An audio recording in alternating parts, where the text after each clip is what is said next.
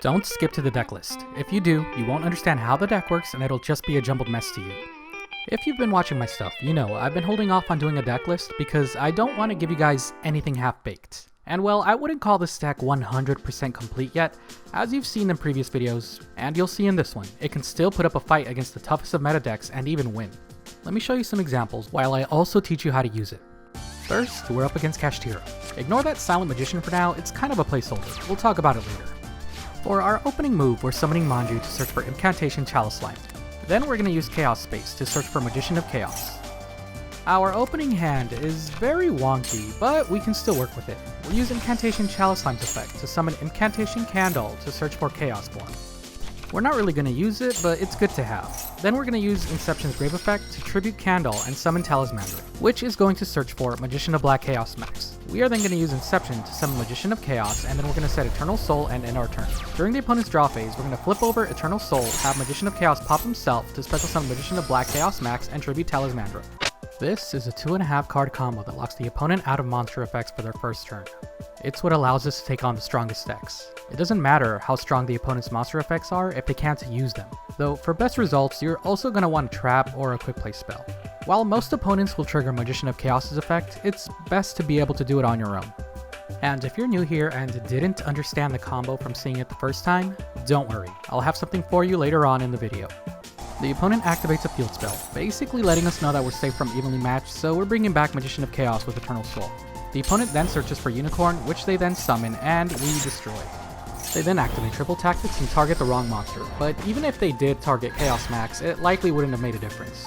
It's now our turn and we go straight into battle phase because we don't want to trigger that Unicorn effect, so we're just going to attack over it and then activate our effect to get back a spell, attack directly with Magician of Chaos, activate Soul Servant, which triggers Chaos to destroy that field spell. We stack Illusion of Chaos, the opponent chains with evenly matched. I guess we weren't safe from it after all. Drawing into Illusion of Chaos, get Timaeus the United Dragon, put Chaos Space back on top of the deck, summon Timaeus by discarding Chaos Form, then use its effect to go into Dragoon. We field wipe the opponent, they have very little cards in their hand, and we have a card in our hand to be able to negate something. We draw into Chaos Space, we then use Illusion of Chaos' effect and the opponent surrenders, giving us the game. If you want to join the journey of making Ritual Dark Magician the best it can be, hit that subscribe button. You'll be able to say you were here before we reach 1,000 subs. Now we're up against a branded deck, and we actually got a very good hand, so let's play this through. First we're going to summon Diviner, which is going to get us a search for Incantation Chalice Line. We are then going to activate Nadir Servant to get Deckmatica Maximus. And Nadir Servant is actually the best searcher in the deck. It's just so good. We get a draw from it, and we get an additional draw, and then we get to put something back into the deck. Which is usually a bad thing, but not in this deck, because if we draw into one of those non-ritual incantation monsters, it can ruin the whole play. There are alternative routes that we can get to the combo if we do draw one of the monsters we don't want to, but it's still better not to have to go through that.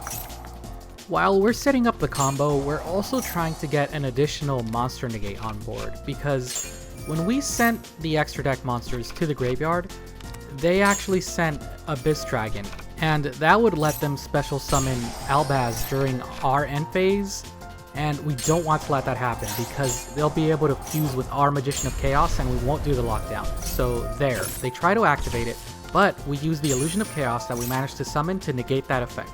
They still get the Branded Fusion search, but we're not too worried about that because they're not going to be able to activate any monster effects on their turn now. The opponent tries to use Book of Eclipse, but we chain with Magician of Chaos to pop himself and bring out Magician of Black Chaos Max, completing the full lockdown. The opponent activates Foolish Burial, then Branded Fusion, and from here, they actually leave. The game ends up bugging out sometimes when the opponent surrenders, and yeah, that's what happened here. And now we're up against another Kashtira player, and while our hand is pretty wonky, it's still very usable, so we're going to activate Nadir Servant to get Maximus. Then we use Garuru's Graveyard effect to draw a card, and luckily we drew into Chaos Max. We didn't really need to draw into him since we were able to search for him, but it's fine. And the opponent also gets some effects going off in their graveyard from the extra deck monster being sent. We summon Manju and search for Blue Eyes Chaos Max Dragon. Yeah, we're playing him again. And we search for him because we essentially have all the ritual monsters in our deck in our hand now. It was kind of the only search option we could go for. We then summon Magician of Chaos and set Eternal Soul, giving us everything we need to do the lockdown. We activate Eternal Soul, have Magician of Chaos pop himself, and then bring back Magician of Chaos while we summon Black Chaos Max. It is now the opponent's turn and they activate a field spell. We pop it so that they don't get the search, and then they activate a pot card to try to get an additional search. It doesn't seem like the opponent's going to be able to get a monster, and they can't activate the field spell because it's only a once per turn clause, and we already destroyed the one they tried to activate. So they get Triple Tactics Talent and get rid of Blue Eyes Chaos Max from our hand, but that's not a big issue. And there, the opponent didn't summon a monster because this is actually game 3. And last time they summoned a monster, they know all we're going to do is just go straight into battle phase and run it over and not let it activate its effect. And if we run over a monster, we actually get a spell from our graveyard back to our hands, so they don't want to let us do that. So the opponent is basically just hoping and praying that we don't get up to 8,000 damage, but we are, so they give up. And now, the final Kashtira match I'm going to show, and could you tell that we side decked? Yeah, none of the other games did we draw our side deck cards. This time we actually did. And yeah, we drew all 3 Nibiru's, and not a very good remaining hand, but this is essentially enough to be able to deal with them in most cases. And since you guys could basically tell what's going to happen, I'm just going to skip to the fun part. So the opponent goes into their extra deck monsters, and they start banishing some of our stuff. And from here, I start thinking, you know what, it might be time to Nibiru, so that's what we're going to do. So we throw the rock at them and they end their turn because there's nothing else they can do. So it is now our turn and they bring back a monster, but it's fine. We're going to use Magician's Souls to send Dark Magician to the graveyard and then summon him. Yeah, we rarely ever bring out Vanilla Dark Magician, but he's in this deck for times like these. We use Dark Magic Attack to get rid of those annoying back row cards. Then we start setting things up to go into a fusion play. But first, we're going to get that Dark Magical Circle to the top of our deck so we could draw it and then use it, and luckily we got into a Soul Servant. We then bring out Tamice and use his effect to fuse into Master of Chaos. We then bring back Dark Magician, which will trigger Circle, and the opponent gives up. What's pretty insane is that those are just some of the matches against meta decks today. I actually ended up winning all but 2 games after making the most recent changes. That's what made me realize, even though I wouldn't consider the deck complete, it's doing so well that I just have to show you guys where I'm at with it. And the things that are bugging me about it, maybe you guys could help me figure out what I should be doing with it and bring out its full potential, at least this version of it. So now that you get the gist on how it plays, let's get to the deck list. The first cards we're going to show are the basis of the entire deck. These 9 cards right here. Magician of Black Chaos Max. You already know why he's in here. Magician of Chaos. He's our Dark Magician. Well, we do play Vanilla Dark Magician. This is the one that we're always going to be bringing out. After he serves his main purpose of bringing out Black Chaos Max, we can bring him back onto the board, and then we could activate Circle if we have it, or just use his pop effect, because his effect that pops a card on the field basically replaces Circle. We still use it though, because it triggers his effect, and getting a banish is nice. And then we're using Incantation Chalice Line. This card is one of the main things that gets the combo going. It's very good. So you're probably wondering why I'm only playing 1. We have enough searchers, and after we use the first one, we don't need to draw into a second one most of the time. We really don't. So it's like, if we have enough searchers, we don't need to play more than 1.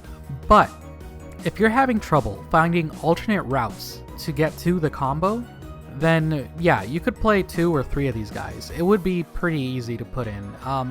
You could take out some of the searchers if some of them aren't working out for you, which we could talk about a little bit later, because yeah, I am not against playing 3 of this guy. It's just, for me personally, 1 works just fine. Then we have Incantation Talismandra. He is the one that searches for Magician of Black Chaos Max most of the time during the combo, though we could also search for any ritual, but yeah, his main purpose is to search for Chaos Max, and we only use 1 because same reason as this guy. While I said earlier you could play 3 of these guys only play 1. Trust me, you only want to play 1. You don't want to draw these guys. And we're playing 1 Candle. Same purpose as this, but for ritual spells. Usually searching for Incantation Inception. And the last essential card, or semi-essential, is Eternal Soul. While any spell or trap being activated will trigger Chaos so that we could bring out Black Chaos Max, Eternal Soul is probably the best card, because after we flip it over and trigger Magician of Chaos, and he pops himself and goes to the grave, we could then bring him back with this, and it can give us follow-up plays, and we really need that, because locking down the opponent's effect for a turn isn't enough to win most of the time. We need to do something else afterwards, and that's where E-Soul and Magician of Chaos comes in. Whether it's just him popping things with his effects, or we fuse him, or do other things with him, yeah, Eternal Soul is really good. So the next cards we're going to talk about are the searchers to get to these, which is basically half of our deck. The first card I'm going to talk about is Illusion of Chaos. This guy could search for just about any card from our deck, because he can search for Rod, and Rod can get us Soul Servant, and Soul Servant can get us Magician of Chaos or Eternal Soul or anything else we might need in the archetype. And speaking of Rod, yeah, we're only playing one. The reason for this is his main purpose is to search for Eternal Soul, which other cards in the deck do a better job of because they don't take up our normal summon. Not to mention, as I said earlier, he's searchable. Also, he can recycle himself and put himself back into our hand, so if we ever need a second one, we could just reuse the first one again. The next card I want to talk about is Nadir's Servant. This card is insane. It's the best searcher in the entire deck. When we activate this card, we send Garura, Wings of Resonant Life, to the graveyard, which then lets us draw a card. And the card we add to our hand from this effect is Dogmatica Maximus. This guy special summons himself by banishing the Garura we just sent to the graveyard. Then he can send 2 monsters from our extra deck to our graveyard. So we would normally send Herald of the Arclight and Tri-Brigade Frigid the Barren Blossom. This will let us search for any ritual card from our deck, and then this will let us draw a card and then put a card from our hand back into our deck, which is great when we draw into one of these guys. Putting it back into the deck turns the combo back on, at least the regular, typical route you want to go for. Next up, I want to talk about Preparation of Rites. This is the second best searcher in the deck because it can search for either of our main 2 combo pieces, and it also adds a ritual spell from our graveyard to our hand. The next card is Magician's Salvation, or in this type of deck, Magician's Rod Replacement, because all we're going to search for with Magician's Rod most of the time is Salvation or Eternal Soul, which, yeah, again, like, doesn't take up your normal summon, so yeah, it's just better version of Rod in this deck. The next card is Soul Servant. We are playing 3 of these because it can search for Eternal Soul or Magician of Chaos, 2 of the 3 main combo pieces we would like to have.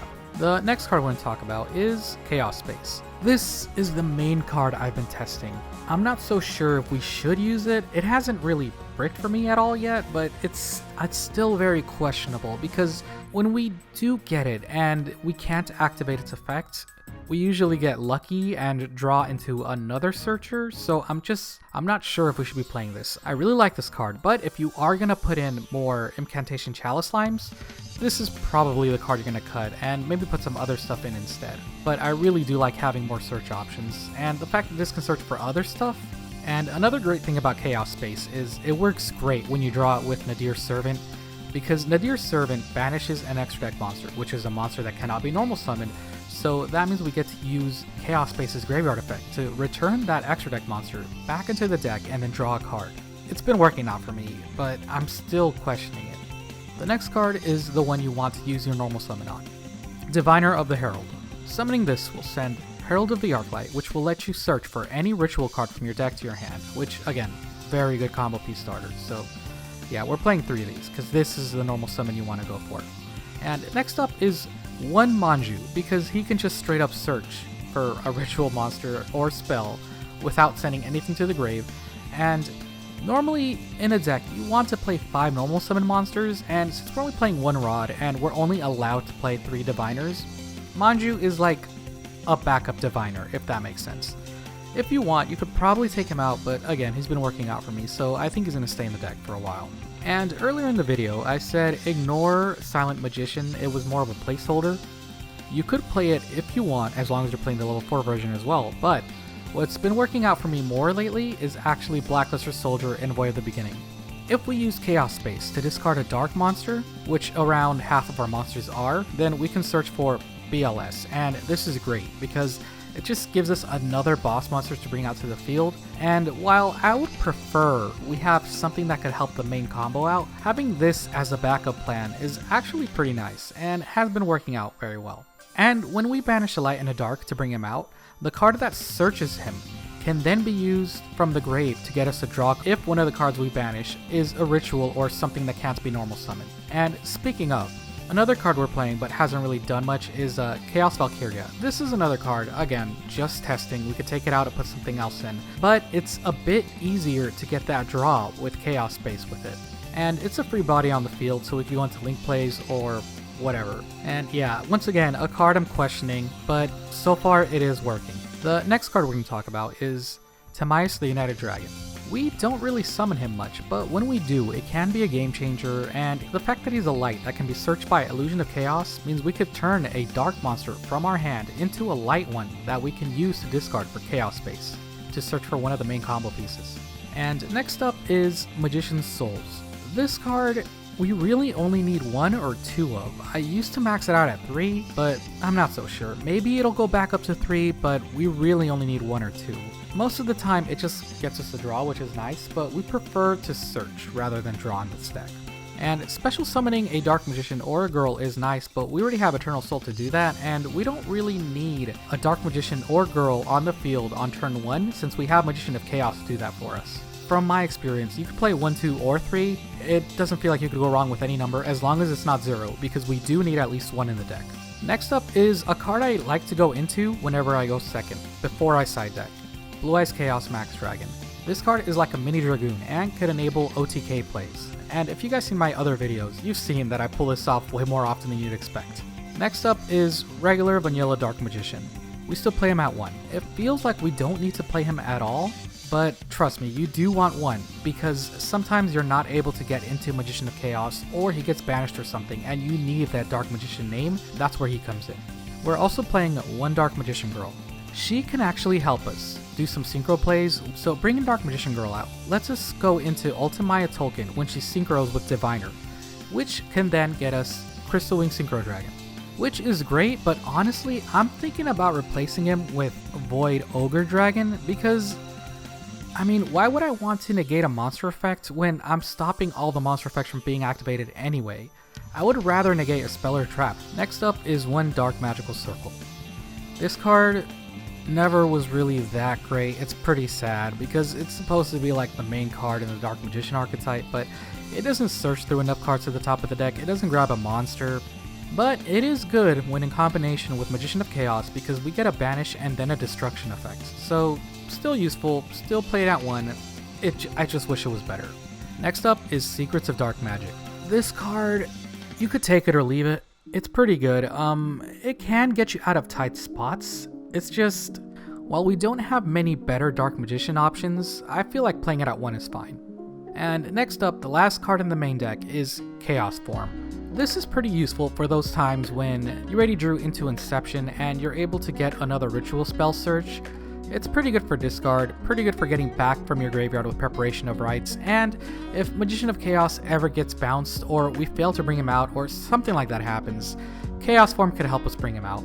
And let's not forget, it can also help bring out the other Chaos monsters we're playing. The next card we're going to talk about is Dark Magician the Dragon Knight. This is a very good card to go into after we bring out Magician of Chaos, and if we get Timaeus and have a way to bring him out without taking away too many resources, having Magician of Chaos and Dark Magician the Dragon Knight on board is an amazing feeling because we have a good amount of protection and a good amount of destruction. The next card I'm going to talk about is Master of Chaos. This guy is going to be brought out a lot more often than you think, and we're going to use his field wipe effect most of the time that he hits the board, so it can help turn situations around. And of course, the next one is Red Eyes Dark Dragoon. This guy, no explanation needed, he's just a great card. Next up is Access Code Talker. This is one of the newer additions into the deck. Honestly, I should have been playing him a long time ago. He's great, he's very good. And the next card we're playing is Blackluster Soldier, Soldier of Chaos. This guy gets a bonus effect whenever we bring him out with Magician of Chaos or Dark Magician or, any level 7 or higher monster. Personally, my favorite Link monster to go into. Next up is Celine. She enables us to bring back a spellcaster, which is awesome, and then we could go into Access Code Talker. So if you're playing her, you might as well be playing Access Code Talker. That's basically what I ended up learning the hard way. Next up is Dynamondo. This guy can help us get out of bad hands when we draw into one of the incantation bricks. I go into that in another video, we'll talk about it later. Next up is Dark the Dark Charmer. This card can help us go into Celine pretty easy, as well as other Link plays. It's just pretty good getting a dark monster out of your opponent's graveyard, and not to mention its destruction effect gets us a search. And lastly is Artemis the Magis's Moon Maiden. This is basically to put Rod in the graveyard and then tribute her to get Rod back into our hand to be able to reuse him again. Doesn't come up as often as it used to, but it's still pretty good. Now into the side deck. We're playing 3 Nibiru's because Kashtira is a problem and we need a way to get over it. Another card is Dark Magic Attack. I stopped playing this card a while back and I feel like we need to start using it again. It's actually pretty good. The next 2 cards are things I'm still testing, but it feels like it's been working out. Dark Burning Attack and Bond Between Teacher and Student. And already, I can hear you guys saying, why would you play Dark Burning Attack instead of Dark Burning Magic? The reason for that is Dark Burning Magic cannot be activated with Magician of Chaos. It has to be vanilla Dark Magician.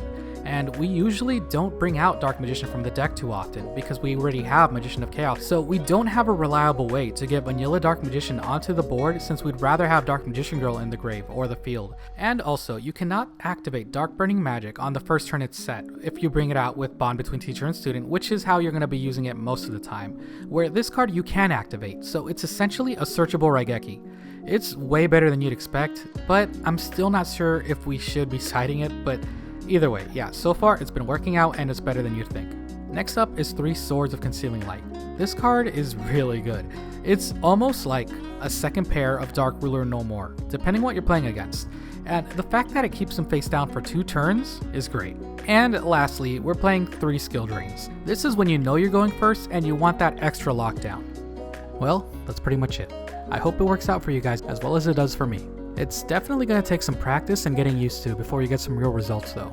And if you need me to walk you through some combos, click here. It'll take you to a playlist where I explain them more thoroughly. That's everything for now, and I hope to see you guys next time.